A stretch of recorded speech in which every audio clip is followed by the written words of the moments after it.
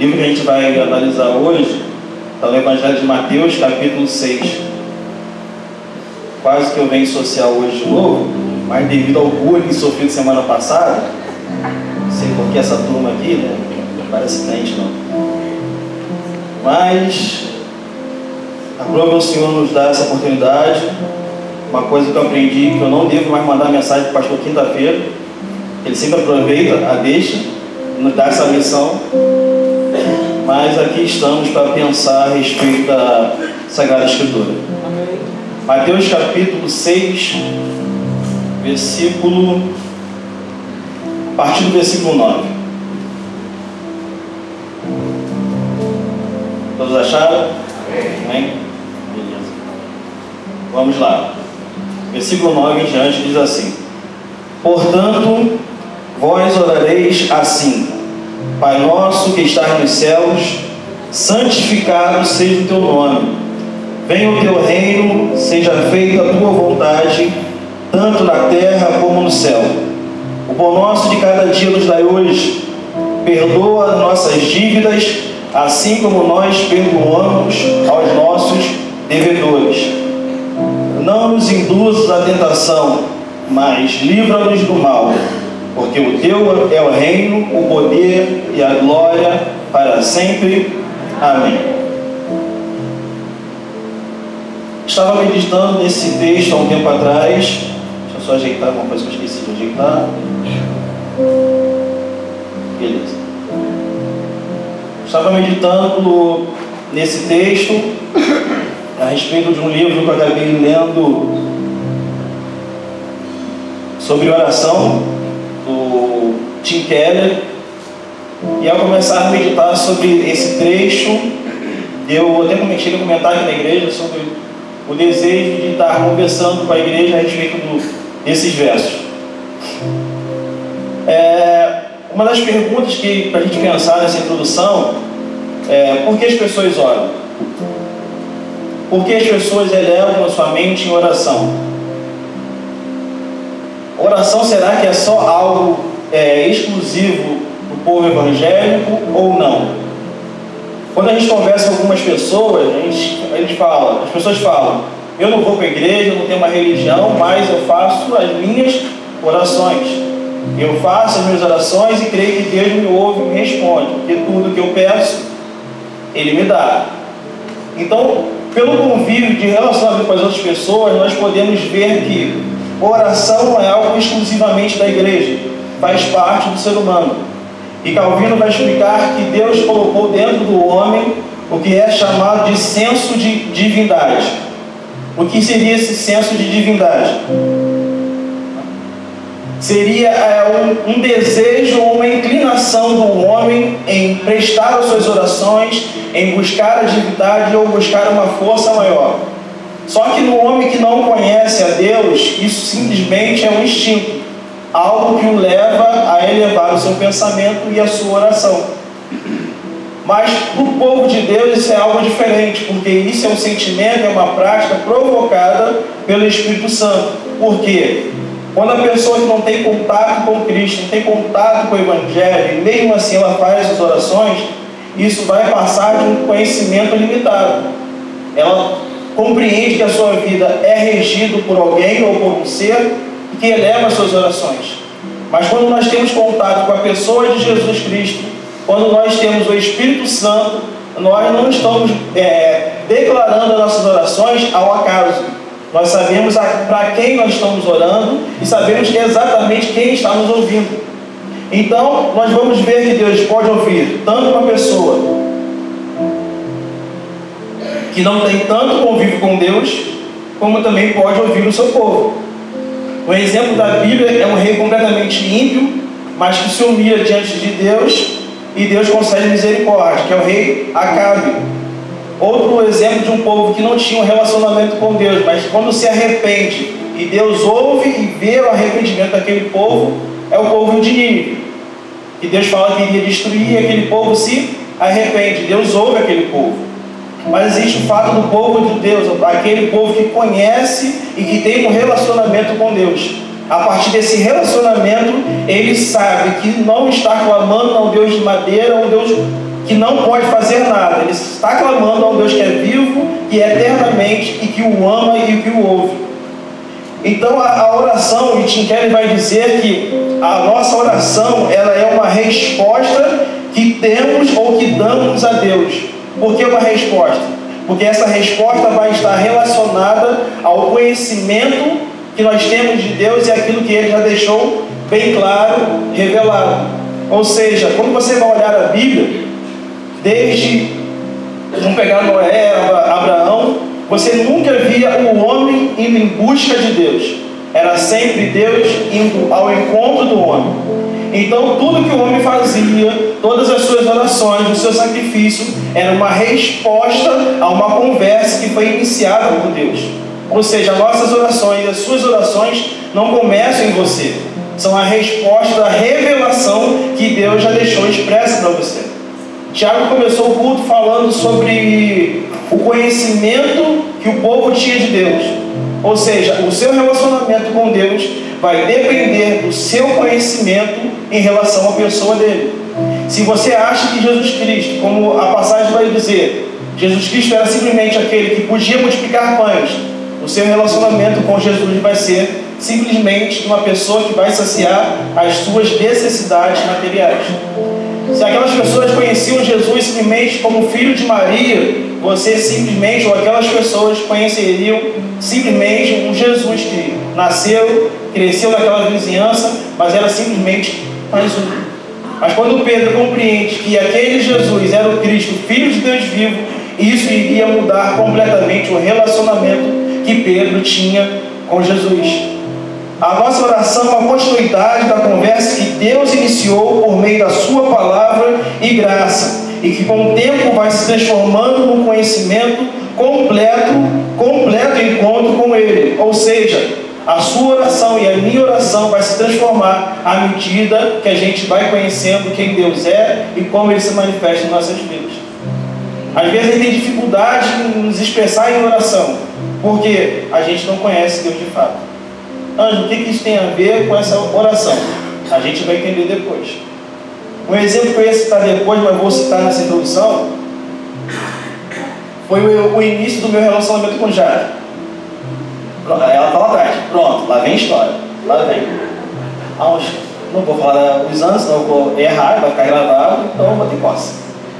O início das nossas conversas era basicamente assim: oi, tudo bem? Tudo bem. Como é que vai? Vou bem. Pronto. Esse é o início da nossa conversa.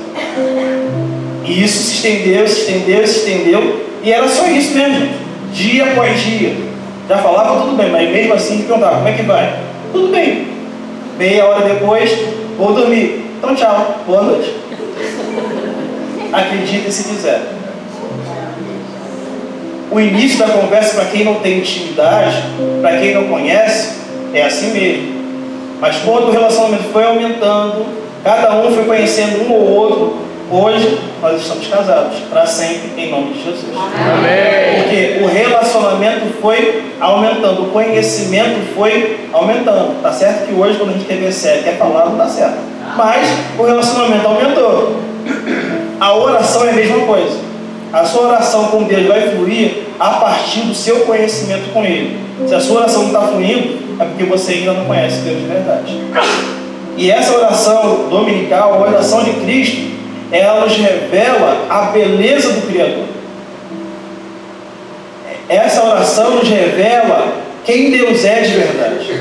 Nos traz o conhecimento de quem Deus é. É uma oração completamente rica, mas muitas das vezes a gente passa batido por ela. Uma história que é para a gente pensar. Imagina que você vai visitar um amigo ou uma amiga, e esse amigo ou amiga mora, a casa dele é perto de uma linha de trem. Você está lá visitando, bebendo aquele chá, ou bebendo aquele Nescau ou café com leite. Do nada o trem passa e começa a balançar toda a casa. Você se desespera, porque você não está acostumado com aquilo ali. E você pergunta: o que foi isso? Seu amigo ou sua amiga vai dizer: não aconteceu nada. Você não sentiu esse barulho, esse tremor? Ah, é isso que você sentiu? Está falando? É. Ah, isso é o trem. Ou seja, essa amiga ou esse amigo estava tão acostumado com o agido do treino que isso já não causava mais espanto nenhum para ela. E isso acontece quando a gente passa por essa oração. Todas as criancinhas que vão crescendo na igreja aprendem de cor a falar sobre essa oração. 6 anos, o Luan está ali. Exatamente. Os pais ensinam. Pai nosso, que está no céu, a gente sabe de cor essa oração. De cor. Desde criança. Mas muitas das vezes a gente passa sem meditar nas riquezas de detalhes que existem nessa oração. Eu não fazia uma prova da escola sem falar dessa oração. Isso era fato. Mas será que a gente parou para meditar isso aqui? E é sobre isso que eu quero falar hoje. E um dos propósitos da oração, não só dessa, mas de todas as orações, quando a gente faz dentro de outros propósitos, eu separei um, perspectiva. Porque é mudar a nossa maneira de enxergar as coisas, a nossa visão. A oração orienta a nossa visão para Deus. Muitas das vezes a gente está focado em tantas outras coisas. E muitas vezes na oração é justamente o momento que a gente passa a tirar os olhos dos nossos interesses, dos nossos desejos, para focar aonde devemos focar. Eu esqueci de falar no início, e essa mensagem é como um amigo fala: não prego aquilo que eu vivo, mas prego aquilo que necessito para viver. Quem estava aqui na reunião vai entender que o que a gente mais precisa é oração. Ou seja, a oração é a nossa necessidade. E muitas das vezes a gente não entende que isso é uma luta e põe luta nisso. Você lê um livro de oração, você sai um dia depois empolgado. Vou orar 3 vezes por dia, 4, por aí você vai. Passa uma semana, você já esquece. Oração é de fato uma batalha de todos nós. E muitas vezes a oração ela precisa nos orientar a nossa visão. Um exemplo é o Salmo 73, de um homem que olha para a vida e vê as pessoas ímpias prosperando, vê as pessoas mais prosperando, e ele não entende. E ele vai dizer que até que eu entrei no templo. Isso equivale ao quê? A oração. Até o momento que eu orei e eu passei a compreender o que é de precioso na vida e o que é que tem valor de verdade. Então a oração te faz focar, não em você primeiramente, mas primeiramente em Deus. E essa oração nos ensina isso. E é isso que a gente vai ver. 8h16, agora já foi. Portanto, vós orareis assim. Jesus está ensinando seus discípulos a orar. E essa oração não é uma oração que tem que ser feita palavra por palavra. É uma oração modelo. Você se baseia nessas palavras e você vai desenvolvendo a sua oração a partir desse princípio. E o primeiro ponto que a gente precisa pensar aqui é que essas orações aqui, ela tem, dentro dessa oração, tem cerca de 7 orações. Dentro da oração do Pai Nosso, tem cerca de 7 orações. Mas ela passa primeiramente com uma declaração: Pai Nosso que estás nos céus. E esse seria o primeiro ponto. Faço uma pergunta para você e quero que você pense: por que você é filho de Deus? Por que você pode dizer que de fato você se tornou um filho de Deus?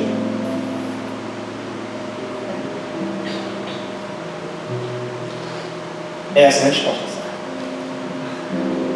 Agora, se por acaso alguém pensou, é porque eu aceitei Jesus, é porque eu estou na igreja, é porque eu fiz isso, é porque eu fiz aquilo, meu irmão, você precisa ser reorientado. Olha como a gente passa batido na oração Pai Nosso. Em primeiro lugar, Lutero vai dizer que Lutero acreditava que Pai Nosso, dizer Pai Nosso era relembrar a nossa situação em Cristo, nossa situação, e perceber nossa condição em Cristo antes de prosseguir em oração. Dizer que Deus é seu Pai é você se lembrar daquilo que foi feito na cruz do Calvário por mim e por você. Você só se tornou filho de Deus porque Cristo morreu na cruz no meio do seu lugar. Então isso muda o nosso foco e nos faz pensar que eu não merecia ser filho de Deus, mas Ele me adotou. Ele me tornou filho através da sua graça, através da sua bendita misericórdia. E é por causa disso, e justamente por causa disso, que você pode se aproximar dele, sabendo que ele é o seu Pai, que ele te ama. A oração do Pai Nosso faz você tirar os olhos dos seus ideais, dos seus problemas, faz você concentrar aonde de fato você tem que se concentrar, no seu Pai. Faz você olhar para a cruz e descobrir que o foco não é você não é o centro é a glória de Deus. O centro não são os seus desejos, o centro é aquilo que Deus fez por mim e por você antes da fundação do mundo. Pai Nosso, por que Ele é o seu Pai? É porque eu e você éramos inimigos, merecíamos a ira de Deus, e antes da fundação do mundo, o Cordeiro já havia morrido. Cristo padeceu, se humilhou, tomou forma de servo e se humilhou até a morte e cruz. Recebeu todo o peso da ira que nós merecíamos, para que eu e você fôssemos justificados diante de Deus. E este conhecimento e este pensamento tira todo o peso e preocupação daqui a gente se aproxime de Deus. Eu não preciso mais temer a morte por me aproximar de Deus, porque eu sei que Ele é o meu Pai. A oração me reconcentra em quem de fato tem que estar a minha concentração, o meu Pai. Pai Nosso que estás no céu. Esse é o primeiro ponto. Segundo ponto, segunda oração, ou melhor, a primeira oração: santificado seja o teu nome. O que poderíamos dizer sobre esse ponto? Santificado seja o teu nome.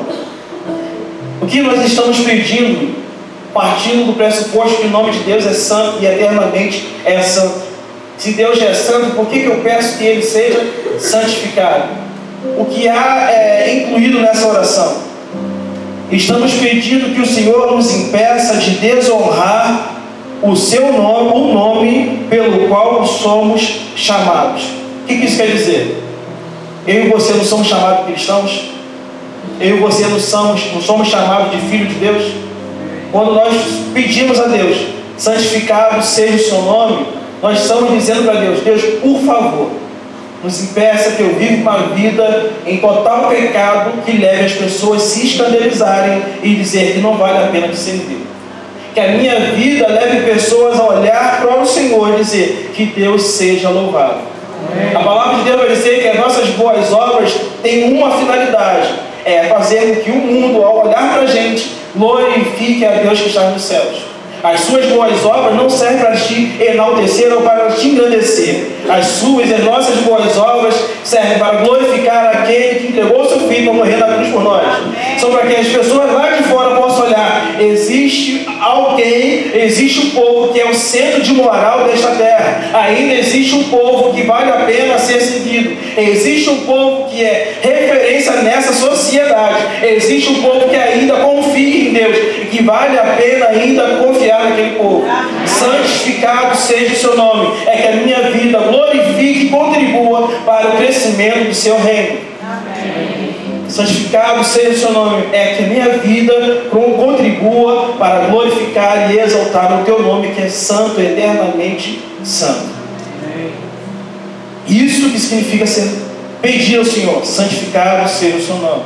E isso vai mudar as nossas bases, porque vai fazer a gente repensar aquilo que a gente tem feito, seja em casa, seja na igreja, seja no trabalho, seja na fila de um banco ou de uma loteria, ou seja numa resenha entre amigos, na escola ou de qualquer lugar. Isso vai mudar as nossas atitudes, porque se o meu desejo é que o nome de Deus seja santificado, eu não posso fazer qualquer coisa, porque eu sei que, dependendo daquilo que eu fizer, pode manchar o nome que merece essa santidade. É como o que Adão fez. Adão, a descumprir uma ordenança do Senhor, ele estava pecando e, entre aspas e muitas aspas, como se ele manchasse o nome santo de Deus.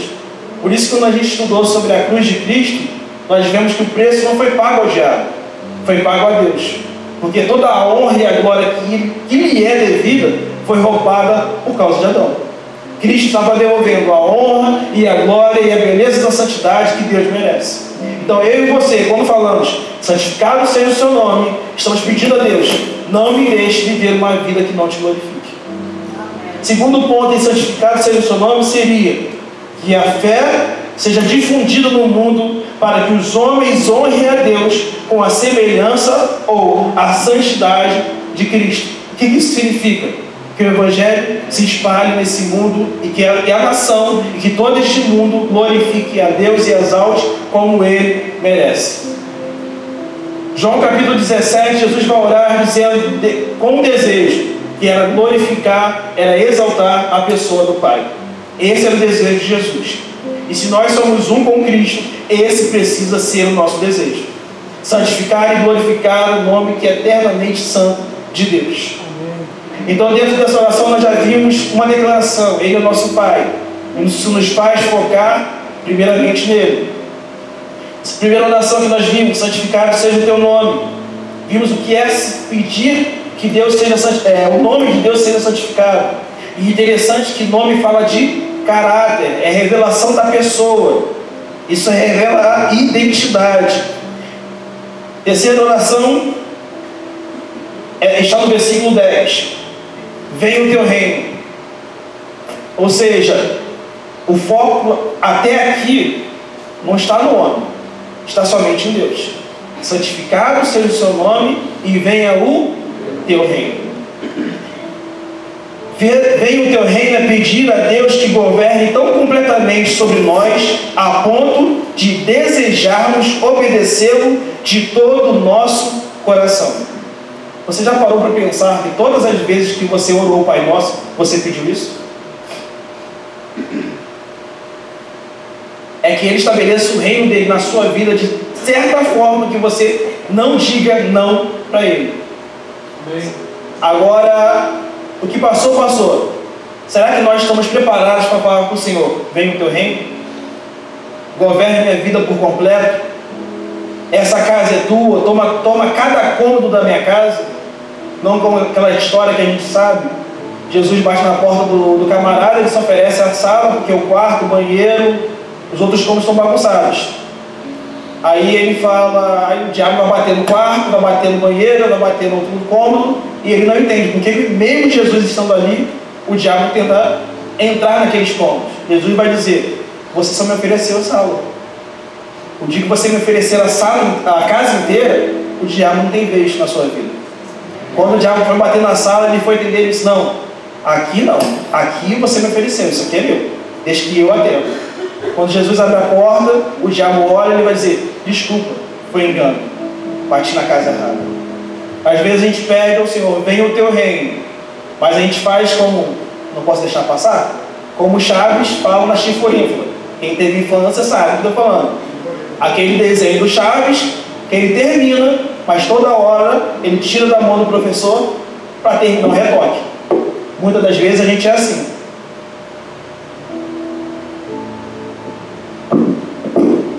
A gente entrega tudo na mão de Deus, mas toda hora quer fazer um retoque. A gente fala: venha o teu reino, mas essa área da minha vida eu domino, o Senhor não mexe. A gente passa por essa oração sem perceber o que a gente está pedindo. Venha o teu reino, que Deus nos governe de completa forma. Outro pedido nessa oração: seja feita a tua vontade, tanto na terra como no céu. Esse ponto é interessante, porque o Lutero vai dizer um ponto, ele vai dar uma frase bem forte, bem enfática, o que ele entendeu desse ponto aqui.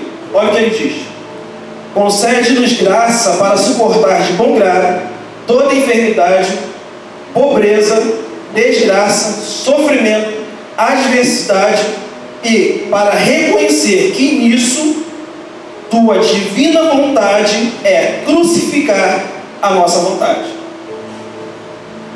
Qual é o ponto interessante? Uma palavra que eu marquei aqui, que ele vai usar, é crucificar. Vocês lembram da oração lá no Getsemane de Jesus? Pai, afasta de mim esse cálice, contudo, seja feita a tua e não a minha. Falar no Pai, seja feita a tua e não a minha, está incluso saber que a vontade do Pai pode te levar para a cruz. A vontade do Pai, muitas das vezes, pode sangrar. A vontade do Pai, muitas das vezes, pode doer. A vontade do Pai, muitas das vezes, não vai trazer para a gente compreensão. Mas sabe por que eu e você podemos dizer: Pai, seja feita a tua vontade e não a minha? É por causa da declaração inicial dessa oração. E qual foi? Pai nosso. Eu posso dizer para Ele: faça a tua vontade, porque Ele é o meu Pai. Por saber que Ele é o meu Pai, eu posso relaxar que Ele vai fazer o que é melhor para mim. Miguel sabe que a minha vontade é melhor para ele, porque eu sou o Pai dele. Se você não tiver Deus como seu Pai, você jamais vai pedir para Ele fazer a vontade dele na sua vida, porque você não vai ter confiança nele. É por isso que a gente muitas das vezes não consegue aceitar a vontade dele na nossa vida, porque não temos um relacionamento de filhos com Deus.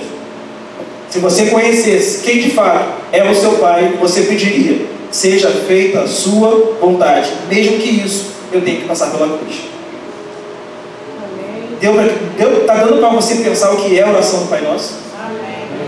Não é aquela oração batida que a gente passa sem perceber as riquezas e detalhes que existem nessa oração.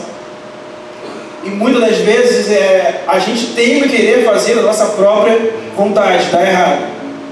Lembra de Saul? A ordenança de Deus para Saul era: mate todos os amalequitas. O que Saul faz? Preserva os melhores animais e não mata o rei. Deus corrige Saul dizendo: a minha vontade tinha que ser prevalecida. Saul sai, e quem é do lugar de Saul? Davi, um homem sujeito ao coração do Senhor.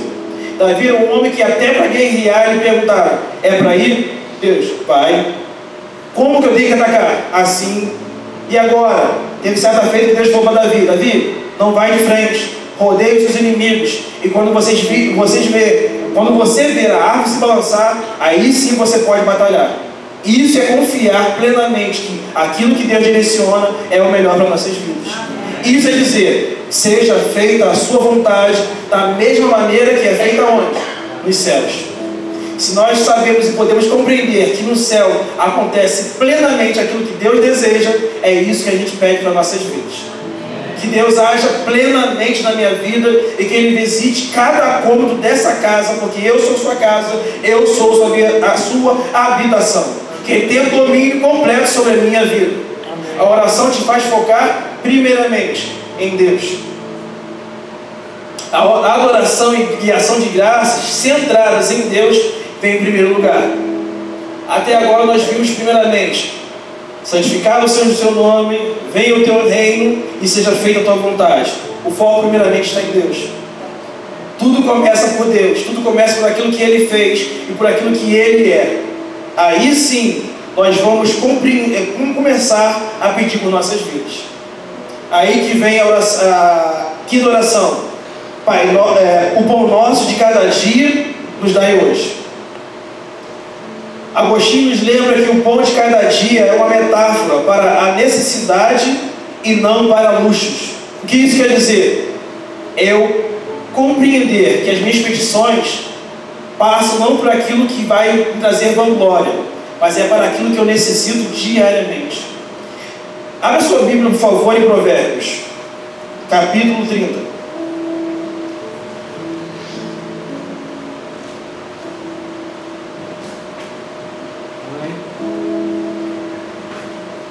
Provérbios capítulo 30, versículo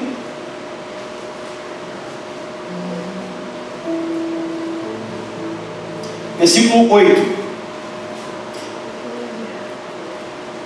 Parte B do versículo. Podemos? Não me deis nem pobreza. Eita! Não me deis nem pobreza, nem a riqueza. Mantém-me de pão a minha porção acostumada, para que porventura de fato te negue e diga: quem é o Senhor?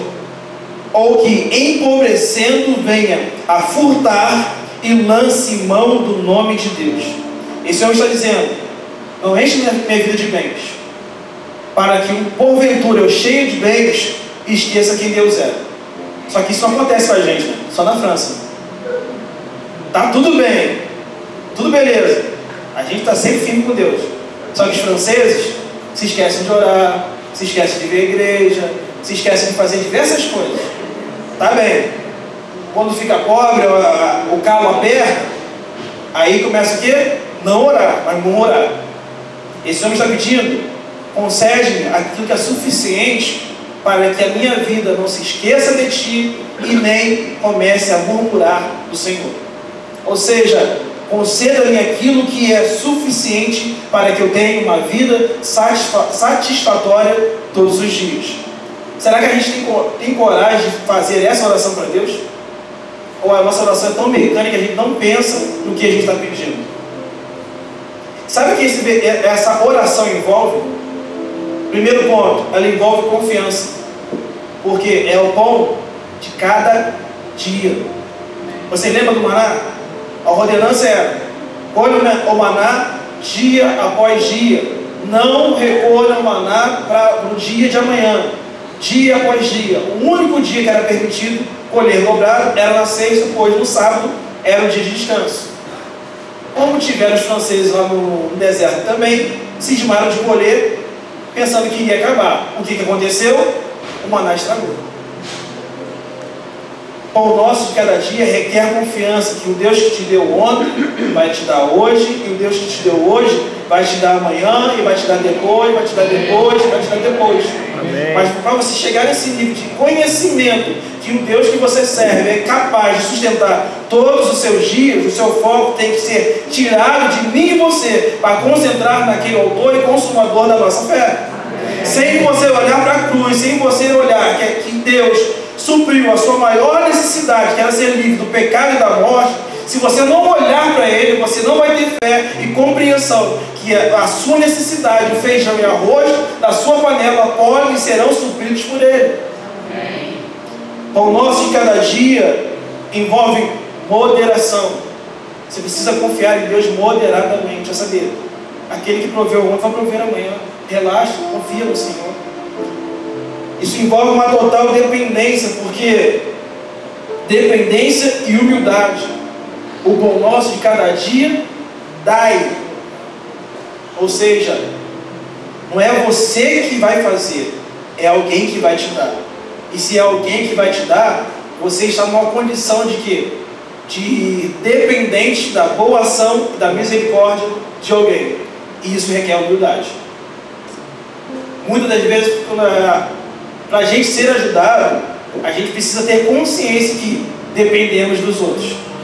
Se a gente não tiver humildade para receber a bondade e a ajuda dos outros, a gente não recebe. Dai-nos, quem vai nos dar é Ele. Disposição para trabalhar, porque cada dia a gente precisa trabalhar. Sobre o suor do seu rosto, você comerá no seu pão. E generosidade. O pedido não é dai-me, o pedido é dai-nos. Ou seja, Deus, eu tenho, mas o meu irmão não tem, dá para ele também. Amém. Deus, na minha casa, graças a Deus supriu, mas tem o meu vizinho que precisa, dai-nos. A oração do Pai Nosso não é uma oração individual, é uma oração coletiva, uma oração entre irmãos. É uma oração que ela vai ser feita na igreja, entre o corpo de Cristo. Dai-nos. E é interessante que o foco está em Deus, e Deus ele é um ser que cuida do homem por completo. Ele vai cuidar da sua vida espiritual, vai fazer com que o seu foco esteja em Deus, mas Ele vai cuidar do seu corpo, que é o alimento, e vai cuidar da sua alma.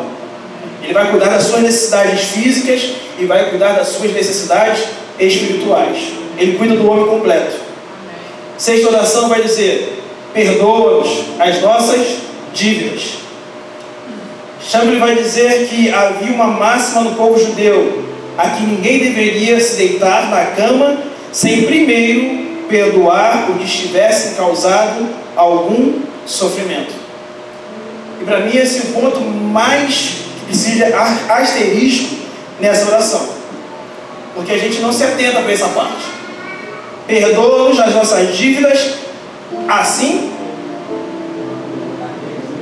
como nós perdoaremos ou perdoamos? Perdoamos está no futuro ou no passado? Presente? É um presente contínuo? Boa. Eu tinha pensado no passado, mas realmente está no presente contínuo. Valeu. Isso é interessante porque, assim como nós perdoamos, o Alex me fez mal, fez o Botafogo para mim, me chateou. Não vou nem falar do Vasco, o pastor já pegou no pé do Vasco, eu vou no Botafogo. Só que aí eu fiquei chateado com o Alex e preciso perdoá-lo. Só que simplesmente eu falo assim: não vou perdoar. Não vou perdoar. E pronto, acabou. Só que eu chego em casa e falo: assim como eu perdoo naturalmente. Você nota que esse assim é a mesma coisa de como. Não é que Deus nos perdoa ou não nos perdoa, ou quantas vezes diz: te perdoa, Alex, na próxima eu te pego. Muitas vezes diz que perdoa, mas perdoa com ressentimento. Deus perdoa assim? Não. Mas o que Jesus Cristo está nos ensinando? Que, em primeiro lugar, quando nós pedimos perdão ao Senhor, precisamos ter a necessidade, o conhecimento, o pensamento que devemos liberar perdão, porque da mesma maneira que recebemos a misericórdia, a graça de Deus, também precisamos liberar essa misericórdia e graça para as outras pessoas. Você pensar no perdão de Deus para a sua vida te faz pensar que o outro também precisa de perdão. Ângelo, como assim? Você merecia ser perdoado por Deus? O que você fez para ser perdoado por Deus? O que você fez para merecer a vida eterna? O que você fez para ser filho de Deus? O que você fez para merecer estar aqui? O que você fez para merecer chamar Deus de Pai? Como você pagou o escrito da dívida que tinha contra você? O que você fez? Nada. É tudo graça. Isso nos faz pensar que o Alex não precisa pedir perdão para eu perdoá-lo.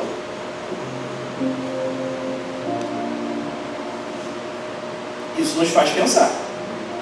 Porque eu só quero perdoar o Alex a partir do momento que ele vem até mim, se humilhe e reconheça que eu estou certo e ele está errado.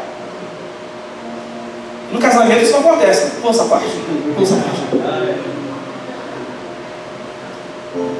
Posso falar, Ed, um pouquinho do casamento? Pode? Rapaz, geralmente, casamento é assim. Eu estou certo, ela está errada, ela tem que vir até mim. Se ela não vier, eu não falo. Homem não costuma ser orgulhoso, não. Geralmente é mais as mulheres que são orgulhosas. Homem não é.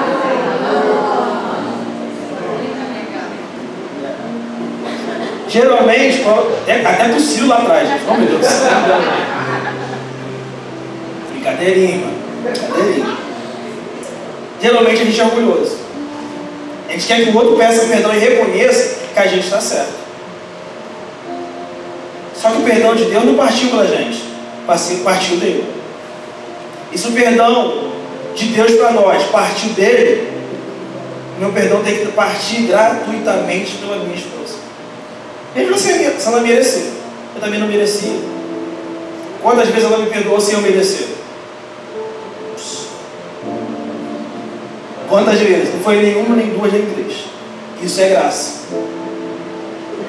Se você se recusar a perdoar o seu irmão do lado, pare e pense: será que você entendeu a graça de Deus? Será que você entendeu o que de fato é o Evangelho? Será que você entendeu aquilo que Deus fez por mim e por você? Quando você entende isso, aí sim, você é capaz, está preparado de liberar perdão para o outro. Perdoa-nos assim como nós perdoamos aquele que tem nos ofendido, ou os devedores. Mateus capítulo 18, versículo 22 ao 35, Jesus vai dizer uma parábola, trazendo dos nossos dias. Certo homem devia ao seu patrão tinha uma dívida de 50 reais. Ele não podia pagar, o patrão perdoa. Melhor, 500 reais. O patrão perdoa. Você não pode pagar? Beleza. Ele passa na esquina, vê um amigo dele, que devia para ele, como eu disse, 500, vamos dizer, 50 centavos. Ele chorou com o patrão, esperneou, o patrão perdoou. Só que agora com esse amigo, ele não perdoa a dívida de 50 centavos. Aqueles homens, ao verem isso, relatam para o rei. O rei, sabe aquele homem que o senhor perdoou aquela dívida, que ele não tinha condições de pagar? Beleza, o que ele fez? Ele não reproduziu aquilo que o senhor fez. Tinha outra pessoa na mesma situação, com um valor completamente pequeno, e ele não perdoou. O que esse rei faz? Chama esse camarada e pergunta: por que você não perdoou?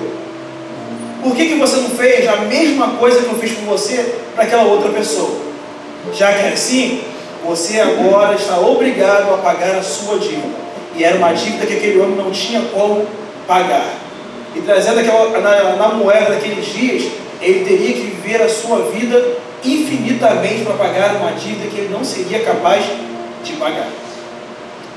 Essa dívida que aquele homem era incapaz de pagar representa a nossa dívida, a minha, a sua dívida para com Deus. Será que aquela briga, aquela DR que a gente teve, será que se compara com a nossa dívida com Deus? Aquela briga que a gente tem às vezes dentro da igreja se compara com a dívida que a gente tinha com Deus? Será que aquela briga que a gente teve no trabalho se compara com a dívida que nós tínhamos com Deus? Se Deus nos perdoou, por que a gente não perdoa? Vamos passar para outro ponto? Não nos deixe cair em tentação.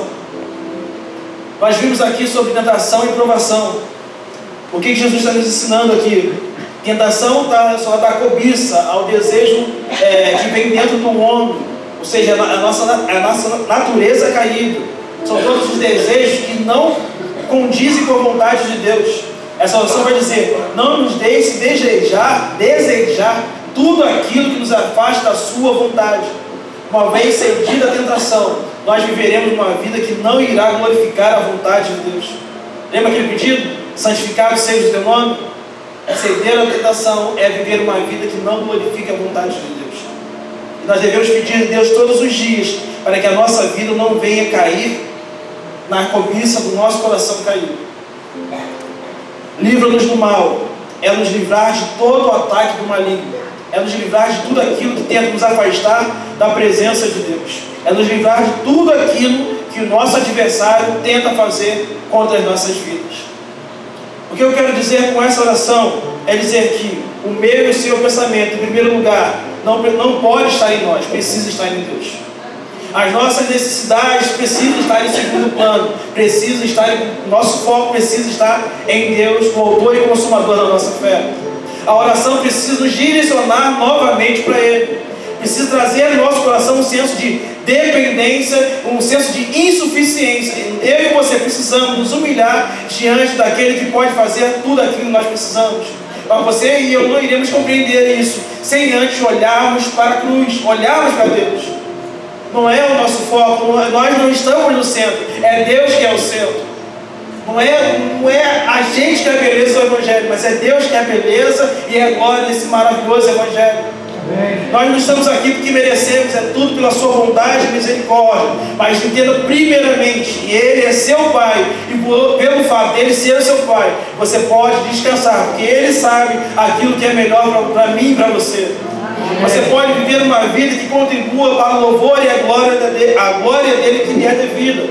Por isso que nós precisamos viver uma vida que santifique e glorifique o nome dele todos os dias da nossa vida. Nós precisamos chamar o seu reino todos os dias. Precisamos viver o reino de Deus abundantemente. E posso dizer a você, o reino de Deus não irá começar quando Jesus Cristo voltar. O reino de Deus começou quando Jesus Cristo veio a essa terra. O reino dele já está estabelecido no meio do seu coração. Cristo já reina e ele irá reinar plenamente quando nós estivermos com ele lá no céu, louvando e conhecendo a sua majestade. Mas agora nós podemos viver um pedacinho desse reino, porque nós somos a habitação, nós somos o templo do Espírito Santo, e o nosso coração é morada dele. O Espírito Santo precisa direcionar a nossa vida todos os santos dos dias dias, quando eu sou guiado pelo Espírito Santo, eu estou dizendo: Senhor, não seja feita a minha vontade, mas venha o teu reino sobre a minha vida. Envie o seu reino a saber que Ele é o ser mais precioso. Ele é a pérola de grande valor. Ele é o tesouro escondido naquele terreno. Isso é reino de Deus. Isso é viver o reino de Deus. O reino de Deus é como uma semente de mostarda, a menor semente do mundo. Mas uma vez que ela cresce, ela se torna a maior das hortaliças. Isso é o reino de Deus. Pode começar pequeno, começou com 12. Mas de 12 começou com uma reunião de 120. Pedro toma a palavra e o Espírito Santo desce naquele lugar. E de 120, o número cresce para 3.000 pessoas numa só pregação. Depois Pedro prega e o número de 3.000 se torna 5.000 pessoas. A promessa de Jesus vai dizer: ficai em Jerusalém até que do alto seja revestido de poder, para que vocês preguem na Jerusalém, Judeia, Samaria, como fiz na terra. Ou seja, o reino de Deus não ficou pequeno, chegou até a mim e a você. E o reino de Deus continuará a crescer, porque eu e você viveremos uma vida que santifique o nome de Deus, e todos os dias clamaremos e pediremos ao Deus: seja feita a tua vontade, venha o teu reino. Que a novo viver venha crescer, porque não é a minha vontade, não é a minha bandeira, é a vontade do reino de Deus. Não é a minha denominação que vai prevalecer, mas é a denominação celestial, é o Senhor. Glória a Deus. Não haverá, como diz, agora esqueci o autor, mas vamos lá. No céu não haverá assembleanos, presbiterianos ou batistas, o que for. No céu haverá a noiva do Senhor. No céu haverá a igreja do Senhor. No céu haverá um rebanho, escolhidos, eleitos, os predestinados antes mesmo da fundação do mundo. Aquele que o Pai escolheu e os tirou do império das trevas e o transportou para o reino do seu Filho amado. Aqueles que não mereciam, aqueles que nem foram capazes de pedir porque estavam mortos em pecados e delitos. Uma pessoa morta pede o quê? Uma pessoa morta faz o quê? Uma pessoa morta fala o quê? Nada. Mas a mensagem do Evangelho, a mensagem da coisa tão linda, tão graciosa, porque eu e você estávamos nessa condição, sem capacidade de responder, sem capacidade de estímulo nenhum. Mas eu e você ouvimos como Lázaro ouviu: a pedra foi tirada, e Lázaro viu: Lázaro, vem para fora. Lázaro não podia ouvir, mas o Espírito Santo habilitou Lázaro para ouvir a voz de Cristo. E a voz de Cristo foi até onde Lázaro estava e o libertou. E Lázaro pôde sair e contemplar a luz do sol que raiava naquele dia. Ele pôde ser libertado daquele ambiente de morte, não por algo que ele fez, mas pela voz estrondosa e maravilhosa do Cordeiro que morreu por nós antes da fundação do mundo. Lázaro, vem para fora. Pedro, venha para fora. Maria, venha para fora. João, venha para fora. Aledir, venha para fora. Alex, venha para fora. Ângelo, venha para fora. Povo de Niterói, venha para fora. Cristo nos chamou e hoje nós podemos proclamar e dizer: seja feito o seu reino. Glorifique e aplauda o Senhor.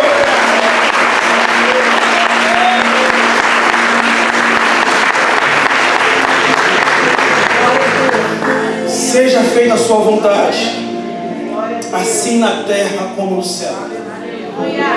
No céu há santidade, no céu há adoração, no céu não há pecado, no céu tudo acontece da maneira como tem que acontecer. Os anjos dizem: santo, santo, santo é o Senhor dos exércitos. Santo, santo, santo é o Senhor dos exércitos. Tudo acontece da maneira como Deus merece que deve acontecer. Então, quando eu entendo que se no céu não acontece nada de errado, então eu desejo que na minha vida aconteça aquilo que Deus quer que aconteça. A partir deste ponto, quando eu compreendo que o meu foco é Ele, a primeira coisa da minha oração tem que ser Ele, o primeiro olhar tem que ser Ele, não eu, não as minhas necessidades. Eu vou compreender que a partir disso, aí eu posso olhar para mim. Oração não é simplesmente levar para Deus uma lista de compras. Eu quero isso, eu quero isso, eu quero isso, eu quero isso, eu quero isso, eu quero isso. Oração é você se derramar diante dele e reconhecer que Ele é o seu Senhor, Ele é o seu Deus. Ele é o motivo da sua adoração, Ele é o motivo do seu amor. E por Ele te amar, e notem como eu falei no início, a oração não parte da gente, não começa da gente. É uma resposta à revelação que já foi dada. No livro chamado Teologia da Revelação, o autor vai dizer que Deus se manifesta através da fala. Ele quis se comunicar através da fala. E no momento que Ele fala, a sua palavra é a extensão do seu ser. Então quando você na sua casa, você na igreja, você abre a Bíblia, você abre as Sagradas Escrituras para ler da história, para você ler o que Deus deixou reservado para a gente, você está conhecendo o próprio Deus, porque a sua palavra é uma extensão de quem Deus é. Quando você conhece a palavra, você está conhecendo quem Deus é de fato. Quando você entende que a palavra diz que Deus é santo, porque Ele é santo, Ele está se revelando a você. Quanto mais você conhece a Deus, mais o seu nível de intimidade vai crescendo. Desculpa insistir nesse personagem, eu tinha até tirado dos bolsos. Jó, antes de conhecer Deus, ele vai questionar Deus inúmeras vezes. Por quê? Mas quando Deus fala para Jó, onde você estava, Jó? Quem você é, Jó? Eu fiz isso, Jó. Aí Jó no final vai dizer, ele vai reverter as suas orações, não de questionamentos, mas a sua oração agora vai ser de louvor, vai ser de engrandecimento quem Deus é. Ele vai dizer, eu falei daquilo que eu não sabia. Meus ouvidos, antigamente era só meu ouvido, meu conhecimento era pelo ouvido, agora meus olhos te veem. Ou seja, depois que Deus se revelou para ele pôde conhecer quem Deus é de fato. Muitas das vezes a gente vai ter que passar por dificuldade para Deus se revelar a gente. Como que a gente conhece Deus? É pela palavra. Mas antes, Deus não fala comigo como falou com Jó, como falou com Elias. Deus fez isso com ele, mas a Bíblia vai dizer que aprova a Deus nos últimos dias falar conosco pela revelação do seu próprio Filho. Eu e você conhecemos aquilo que os profetas não conheceram. Eu e você tivemos a oportunidade de conhecer o Filho de Deus. Os profetas só viram de longe, mas eu e você temos a oportunidade de enxergar aquilo que eles viram somente de longe. Jesus vai dizer, o que vocês estão vendo hoje, muitos desejaram viver e não viram. Ou seja, a revelação que nós temos hoje é infinitamente maior do que Davi, do que Elias, do que Eliseu, Ezequiel viveu. O que eu e você estamos vivendo é algo infinitamente maior do que esses homens viveram. E a partir dessa revelação, eu e você passamos a conhecer que Deus é. A nossa oração aumenta em intimidade. E a partir daí, eu posso descansar, eu posso confiar, eu posso depender, eu posso ter humildade, eu posso ter disposição, eu vou ter generosidade, porque o Deus que supriu a minha falta ontem é capaz de suprir hoje e amanhã. Irmão, eu quero declarar sobre a sua vida: o Deus que tem suprido a minha falta é capaz de suprir sobre a sua casa, sobre a sua vida. O Deus que supriu no passado é capaz de suprir hoje. Talvez você está passando por uma coisa hoje que você não consegue compreender. Talvez o desemprego bateu a porta, a doença bateu a porta. O mesmo Deus que manifestou cura lá atrás, o mesmo Deus que proveu sustento, o mesmo Deus que abriu porta lá atrás, é o mesmo Deus capaz de fazer tudo isso hoje e amanhã, infinitamente mais. Confie em Deus. Confia em Deus. Saiba, querido, que as nossas necessidades materiais são sanadas e serão sanadas, mas a maior necessidade do homem era a culpa do pecado, era o peso do pecado. Aquele ladrão na cruz não teve tempo de viver um boom financeiro, não teve tempo de participar de congressos. Aquele jovem não teve oportunidade de ter a carroça do ano, o carro do ano, a conta cheia. Mas aquele jovem teve a oportunidade de ter o seu problema resolvido. Lembra-te de mim quando entrares no teu reino. A minha e a sua maior necessidade é que a gente compreenda que a gente não merecia, mas Cristo é o autor e consumador da nossa fé. Cristo é aquele que pagou a dívida no meu e no seu lugar. Cristo morreu por nós e Ele é rei e precisa ser rei da nossa vida. Lembra-te de mim quando entrares no teu reino. Ele reconheceu que Jesus Cristo era rei. Jesus Cristo não disse: olha só, daqui um tempo você vai estar comigo. Ele disse: ainda hoje estarás comigo no paraíso. Jesus foi capaz e é capaz de resolver o maior problema da humanidade, que é o problema do pecado. A As nossas necessidades físicas são saciadas. A nossa necessidade espiritual também foi saciada. O Pai nos adotou, somos propriedade dele, fazemos parte da família de Deus e agora podemos pedir a Ele: não nos deixe cair em tentação. Não nos deixe cair em tentação. Irmãos, nós somos pecadores, como o pastor disse, comemos arroz e feijão, somos seres humanos, somos normais. Eu e você sofremos tentações. Eu e você sofremos barreiras e empecilhos. Mas precisamos reconhecer que não podemos enfrentar essas tentações sozinhos. Precisamos de Deus. Não quer enfrentar a tentação sozinho. Você precisa do Espírito Santo para te fortalecer. Não quer enfrentar o mundo sozinho. Você precisa do Espírito Santo para te capacitar, para fazer com que você esteja preparado por conta de todos os dardos inflamados do maligno. Você precisa de Deus.